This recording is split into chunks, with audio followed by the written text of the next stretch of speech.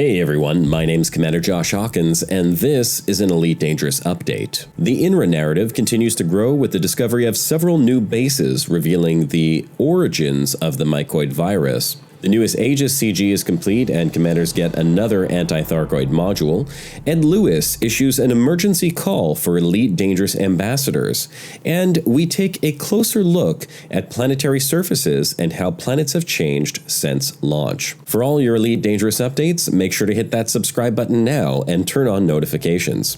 On October 9th, the first INRA base was discovered on Hermitage 4A, bringing the Shadow organization back into the spotlight for the first time since the original Thargoid incursions. Since then, a flurry of new discoveries has been made, and we are currently sitting at a total of 6 INRA bases, and every new discovery brings with it a new series of expertly voice-acted audio logs, each one providing a unique piece of the story that tells us how the mycoid virus, the weapon used to defeat the Thargoids, came to be. The audio logs each give us a unique perspective from different scientists who were stationed at these bases. It would seem that they were all kept in the dark to some degree as to the real purpose of their research, though many began to suspect that their work was being used for darker purposes and that INRA was not the altruistic cooperative they led on to be. From their recordings, it was obvious that INRA was pushing their agenda ahead as quickly as possible and seemed less and less interested in covering up the fact that this was all part of some kind of top-secret anti-Thargoid weapon development project. One of the recordings from the base discovered in the Alnath system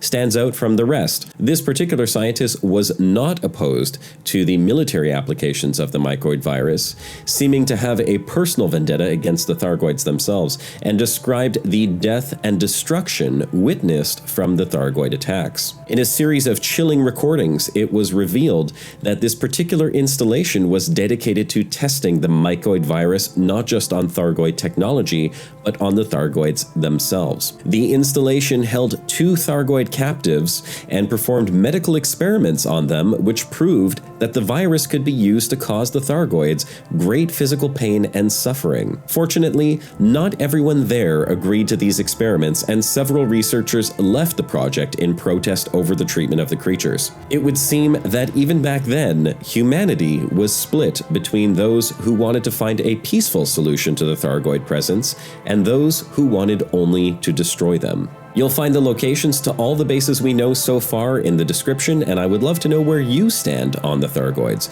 Would you like to coexist peacefully, or would you rather see them all annihilated? Leave me a comment below. The 4th phase of Aegis' campaign to counter the Thargoid threat has come to an end. Hundreds of pilots supported the initiative by taking their ships loaded with commodities to Kimona Prospect. The materials gathered were used to mass-produce a Shutdown field neutralizer. Developed by engineer Elvira Martuk, the Shutdown field neutralizer protects human ships from the temporary incapacitation caused by the Thargoid interceptor's shutdown fields. When active, Shutdown field neutralizers create interference that matches the frequency of known Xeno overload wave technology, the result of which almost fully neutralizes the effects on human vessels. The field needs to be maintained for the duration of the overload and will quickly drain system energy from power distributors due to its high energy requirements. Once power has been drained, it will require an amount of time to recharge for another use. The module itself is a Class 0 with an F rating.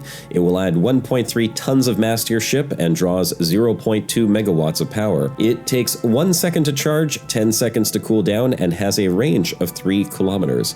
This module can be purchased for 63,000 credits and can be found at military planetary bases. Ed Lewis, the senior community manager for Frontier Developments, has put out a short notice call for ambassadors for Paris Games Week. The notice went out on the official Elite Dangerous forums and seeks a couple of people interested in going to Paris to act as ambassadors for Elite Dangerous and Thrustmaster. They need people for the 31st of October until November 5th. You must be over 18 years, preferably Paris-based or very close, and be familiar with Elite Dangerous, and you have to be willing to spend at least a couple of hours with Ed Lewis himself. To apply, send an email to community@frontier.co.uk with your name, address, and reason why they should pick you as an Elite Dangerous ambassador for Paris Games Week.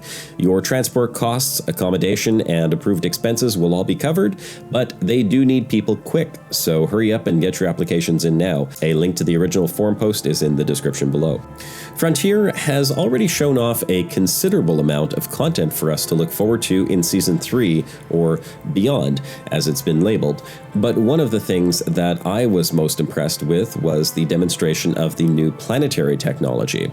In a brief video clip, we caught a glimpse of what the new surfaces would look like, and some discussion as to how Frontier will be handling planet surfaces moving forward. They also showed off some concept art of what their art team is aiming for as their final goal, and we're going to take a look at these in just a moment. But first, let's take a look at how planet surfaces have changed since they were first added to the game. Planetary Landings were first introduced with the launch of Season 2, Horizons, on December 15th, 2015. Arguably one of the most awaited features at the time, Planetary Landings changed the Elite Dangerous universe as we knew it, as entire planets suddenly became the playground for commanders across the galaxy. Elite Dangerous's planets can be admired from space, explored from low-level flight, or you can land directly on the surface and explore a one-to-one world using an SRV.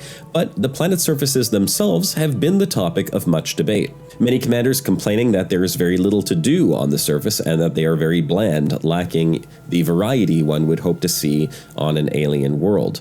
Now, being a sandbox game, one could argue that there is plenty to do on the planet surfaces so long as you keep an open mind, and on my live streams, we've had dozens of commanders participating in everything from mountain climbing and canyon races to impact crater sidewinder destruction derbies. But how has the look of planet surfaces changed over the past 2 years? Before the launch of Horizons, unless you were an explorer, there was little or no reason to even get close to a planet, unless you were docking with a space station or dropping in on some rings to do some mining, since the only thing that you could do with planets at the time was, well, look at them.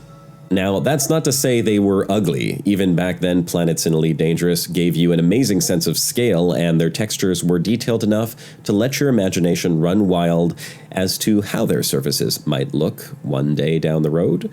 But when Horizons launched, the appearance of many planets from space changed dramatically. But not everyone was impressed. At launch, Horizons allowed commanders who purchased the expansion to land on 4 types of airless planets and moons: rocky, metal, ice, and rocky metal. All of these planet types varying in size and composition, and each bearing a slightly different look to the next. Landable planets make up roughly 61% of all planet types in Elite Dangerous's Milky Way galaxy, and players have calculated the total number of landable planets somewhere in between 3 and 4 trillion. Now, I will admit that I was one of those people who was extremely excited for Planetary Landings, since the first thing that had caught my attention about Elite Dangerous was its sheer size, and I was thrilled at the idea of one-to-one scale planets. So I think in my excitement, I was able to look past any of the complaints I saw popping up on the forums and just enjoy the game for what it was. An amazing space playground, the likes of which I had only ever imagined as a kid. Also, being old enough to have remembered playing games on the VIC-20 and Commodore 64, perhaps my expectations were a little lower than someone who grew up playing more graphically advanced games. Now, that's not to say I didn't have high hopes for where the game would go from there, but I'm also very invested in Elite for the long run, and I feel confident that Frontier has the capability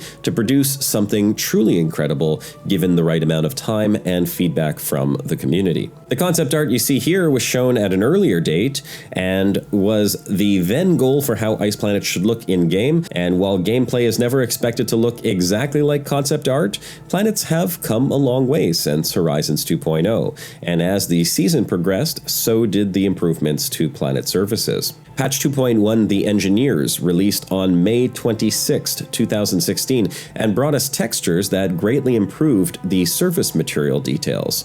We also got new particle effects to match the planet surfaces, as well as a very much sought-after feature, tire tracks. Patch 2.2 The Guardians released on October 25th, 2016, and made even more improvements to planets, which included additional changes to surface materials as well as dust visibility and rock patterns. The surface graphics haven't changed much since then, but Frontier didn't stop there. In addition to the planet terrain graphics, Patch 2.2 added new surface features, including geysers, fumaroles, and biological entities.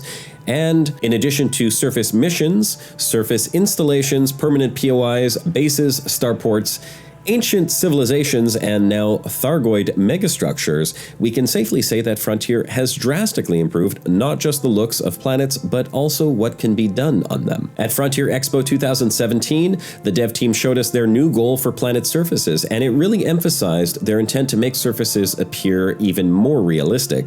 This new goal will be accomplished with new technology developed by the team at Frontier that updates the way rock scatter occurs according to the size and scale of terrain objects, along with localized fog effects.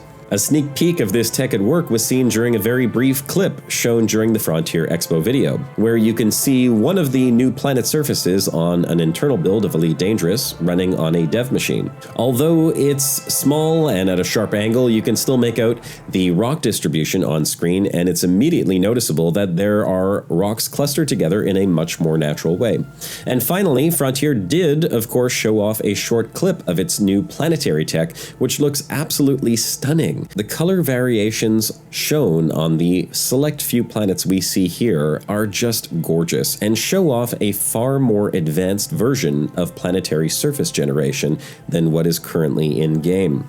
Mind you, there is one little texture pop in there, which I'm still wondering why they left in, but overall, wow, just incredible. If they can successfully combine this with the new planet surfaces by Q1 next year, I think that the new level of detail will be almost where every explorer had hoped it would be at launch. How do you feel that Frontier has done with the planets so far? Are you excited for the new changes? Let me know in the comments below. And that concludes this video. Thanks for watching. A special thanks to my Patreon supporters for making this video possible. If you enjoyed this video, please share it, check out my other videos, and subscribe to join the Hawk Flock and get more Elite Dangerous updates. This is Commander Josh Hawkins, signing off.